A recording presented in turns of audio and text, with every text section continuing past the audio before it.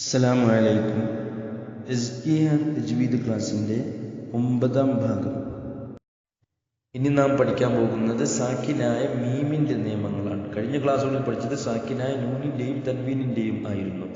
വിശുദ്ധ ഖുർആൻ പാരായണം ചെയ്യുമ്പോൾ അവിടെ സുക്കൂനുള്ള മീം വരികയാണെങ്കിൽ ശേഷമുള്ള ഹർഫിനെ, അക്ഷരത്തെ നോക്കി 3 നിയമങ്ങളുണ്ട്. ഒന്നാമത്തേത്, സാക്കിനായ മീമിന് ശേഷം മീമോ ബാओ അല്ലാത്ത ഏതക്ഷരം വന്നാലും, ഈ ചിത്രത്തിലെ വലതുഭാഗത്ത് നോക്കുക, മീമോ ബാओ അല്ലാത്ത ഈ കള്ളിയിൽ കാണുന്ന ഏതക്ഷരം വന്നാലും അവിടെ ഇൽഹാറാണ് നിയമം. സാക്കിനായ മീമിന് ശേഷം ഇൽഹാർ ചെയ്യണം, വ്യക്തമാക്കണം, ഒരിക്കലും മണിക്കരുത്. അതിൽ തന്നെ പ്രത്യേകം ശ്രദ്ധിക്കേണ്ട ഒരു നിയമമുണ്ട്. സാക്കിനായ മീമിന് ശേഷം ഫാओ വാവോ ആണെങ്കിൽ ഒന്നുകൂടി വ്യക്തമാക്കി ഉച്ചരിക്കണം. ഉദാഹരണം, നാം ഫാത്തിഹ ഓതുമ്പോൾ ഗൈറിൽ മഗ്ദൂബി അലൈഹിം വ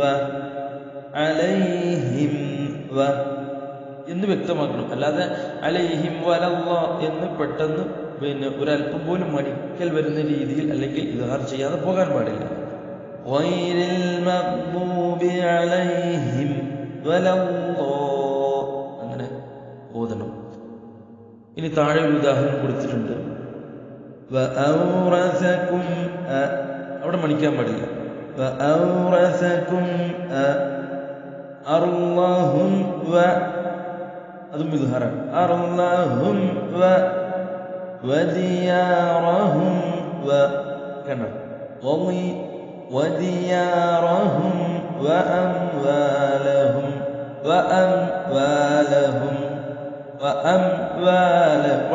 അവിടെ വഅംവാലഹും എന്ന് ഓതിപ്പോകാൻ പാടില്ല. ഒന്നുകൂടി ആ ഉദാഹരണം, താഴ്ഭാഗത്തുള്ള ഉദാഹരണം നോക്കുക. ഇദ്ഹാറിന് ഉദാഹരണമാണ്. വഔറസകും അർളഹും വദിയാറഹും വഅംവാലഹും. ഇനി രണ്ടാമത്തെ നിയമം, സാക്കിനായ മീമിന് ശേഷം മീം വന്നാൽ ഇദ്ഗാം ചെയ്യണം, നന്നായി മണിക്കണം. ഉദാഹരണം ഒന്നവിടെ കൊടുത്തിട്ടുണ്ട്. അൻഫുസിഹിം മിൻ.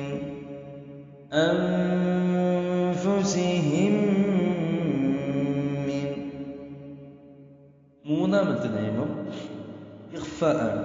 സാക്കിനായ മീമിന് ശേഷം ബ വരികയാണെങ്കിൽ അവിടെ നിയമം ഇഖ്ഫാ, അവിടെയും നന്നായിട്ട് മണിച്ചുച്ചിരിക്കണം.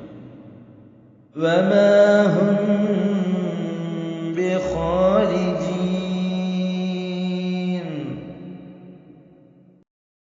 അല്പം ഉദാഹരണം കൂടി നോക്കാം.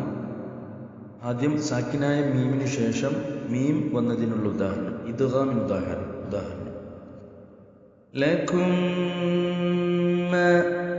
നന്നായി മണിച്ചുച്ചിരിക്കണം. ലകും,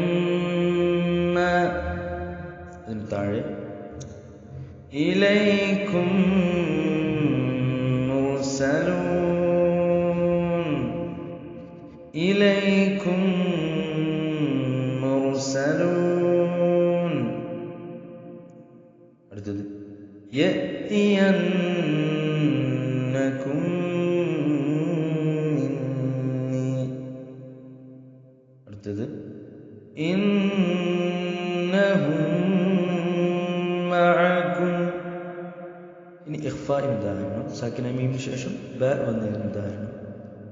വമാഹും ബിമുഅ്മിനീൻ. അടുത്തത് റബ്ബഹും ബിഹിം. അടുത്തത് യഅ്തസിം ബില്ലാഹ്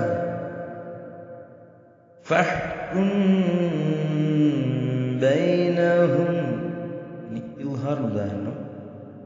ലക്കും ദീനുക്കും അലം യജ്അൽ കൈദഹും ഫീ. സാക്കിന മീമിന് ശേഷം ഫഅോ വാവോ വരുമ്പോൾ പ്രത്യേകം ശ്രദ്ധിക്കണം എന്ന് നാം പറഞ്ഞു. കൈദഹും ഫീ ഫലഹും അജ്ർ. ഉദാഹരണങ്ങൾ ആവർത്തിച്ച് ഓതുക.